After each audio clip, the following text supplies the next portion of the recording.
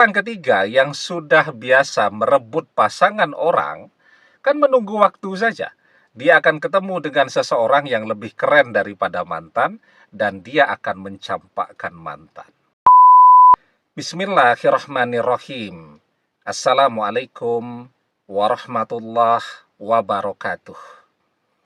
Bapak-bapak, ibu-ibu, mas-mas, mbak-mbak, khususnya adik-adikku sekalian yang dirahmati Allah dimanapun Anda berada.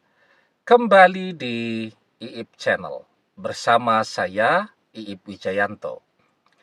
Kali ini kita akan membahas tema mantan yang memaksa untuk berpisah adalah orang yang paling menderita. Kita berpikir bahwa mantan yang maksa pisah duluan demi ngejar-ngejar orang ketiga adalah orang yang paling bahagia. Dia mendapatkan begitu banyak hal, dia berhasil dan sukses memanfaatkan kita sampai kita habis-habisan, tabungan habis, tidak punya apa-apa. Sekarang dia juga memiliki pasangan baru. Itu kan apa yang kita lihat di permukaannya. Ya. Tetapi sesungguhnya jauh di dalam lubuk hatinya, mantan adalah orang yang paling menderita. Ketika mantan memaksa berpisah, maka secara otomatis dia harus menghapus segala kenangan-kenangan saat masih bersama kita dulu. Pertanyaannya, apakah kebersamaannya dengan orang ketiga itu akan membuat dia punya kesibukan baru, sehingga dia bisa melupakan kita? Atau jangan-jangan malah sebaliknya, bersama orang ketiga, dia justru akan semakin sering teringat kepada kita. Justru bersama orang ketiga, dia akan belajar banyak, bahwa ternyata kita adalah cinta terbaik dan terindah yang pernah dia dapatkan. Kenapa seperti itu? Bersama orang ketiga, mantan akan merasakan betapa tidak enaknya menjadi seseorang yang bukan prioritas. Bersama kita, mantan adalah prioritas. Kita selalu mengalah, ya. Kalau mantan menginginkan sesuatu, bahkan mungkin kita memilih untuk tidak makan, agar apa yang mantan inginkan itu bisa keturutan. Bersama mantan, jadilah kita kurus kering karena kurang makan. Setelah kita kurus kering dan tidak menarik, dia mengkhianati kita. Ya, tetapi dia selalu menjadi yang nomor satu. Selalu prioritas. Bersama orang ketiga, kan orang ketiga biasanya orang-orang yang egois. Ya, kenapa egois? Ya sukanya merebut milik orang.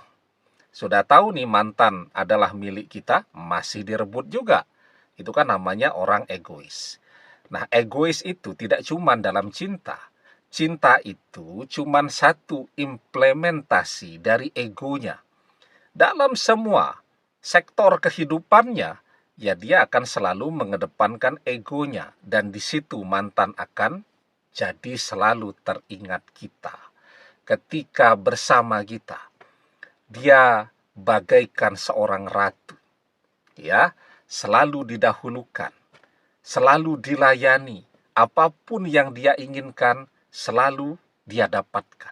Bersama orang ketiga tidak bisa seperti itu. Orang ketiga egonya sangat besar, harus dia yang didahulukan. Belum lagi kalau orang egois, itu sifatnya satu paket dengan emosional. Mantan bersama kita, tidak pernah sekalipun kita marah kepada dia. Malah dia yang bawaannya marah-marah terus. Kalau suasana hatinya sedang tidak oke, maka pasti kita yang akan jadi sasaran kemarahannya. Di tempat kerjanya dia dimarahi bosnya. Ya, setelah pulang, kita yang jadi sasaran kemarahannya. Dia jengkel dengan bosnya, kita yang jadi sasarannya.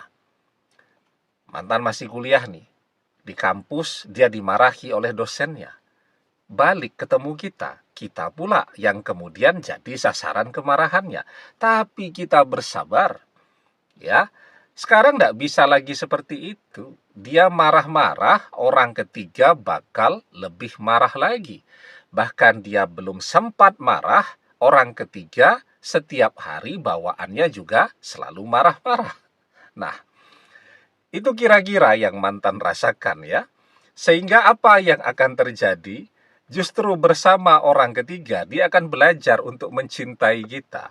Dia akan belajar menyadari bahwa masa-masa bersama kita adalah masa terbaik dalam hidupnya. Belum lagi, orang ketiga yang sudah biasa merebut pasangan orang, kan menunggu waktu saja. Dia akan ketemu dengan seseorang yang lebih keren daripada mantan, dan dia akan mencampakkan mantan. Ya, nah sehingga saat mantan sekarang bersama orang ketiga, apakah dia bahagia? Enggak. Dia adalah orang yang amat sangat menderita.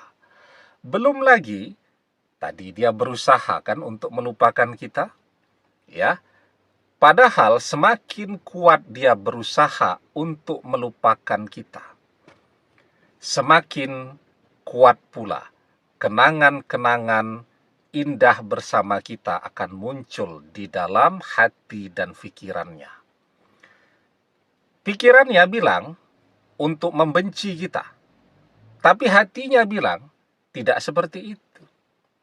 Kita selalu baik kepada dia, selalu tulus, selalu setia. Dan itu memang karakter hati.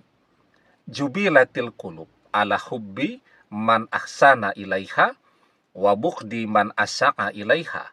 Tabiat hati itu akan selalu condong mencintai orang yang baik kepadanya dan membenci orang yang tidak baik kepadanya. Ya, jadi hatinya selalu mencintai dan merindukan. Sekuat apapun pikirannya, berusaha untuk mengajak hati ini agar melupakan kita. Dia tidak bisa. Jadi setiap saat mantan berada dalam pergulatan batin yang luar biasa. Apakah dia bersama orang ketiga, entah sekarang dia sudah sendiri, dia berjuang untuk melupakan kita. Semakin dia berusaha, semakin dia menderita. Semakin dia berusaha untuk menghapus kenangan-kenangan indah bersama kita, semakin kuat pula, semakin sering pula, kenangan-kenangan itu akan bermunculan di dalam hati dan pikirannya. Mantan yang ngajak pisah duluan, itu adalah orang yang hidupnya paling menderita. Demikian, semoga bermanfaat. Wallahu a'lam bissawab, billahi taufik wal hidayah. Assalamualaikum warahmatullahi wabarakatuh.